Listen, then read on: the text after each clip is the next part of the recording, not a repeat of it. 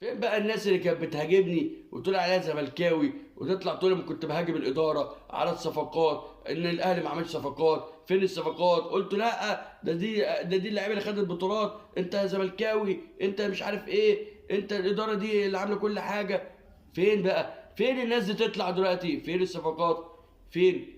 قاعد عنده دكه هو مش مقتنع بيها، مش عارف ينزلها، لحد ما اكرم كان بيتكسح على رجله وبيلعبه مش قادر ينزل حد تاني، مش مقتنع الا بحسين الشحات. وسام ابو علي بتطلعه ليه؟ وتنزلي كهربا ليه؟ دي فرقه نطلع منها؟ دي فرقه ما توصلش النهائي؟ فرقه ما عندهاش هجوم خالص ولا عندها اي لعيب كوره الا لعيب واحد بس هو المغربي المهاجم بتاعهم فقط لا غير؟ دي فرقه؟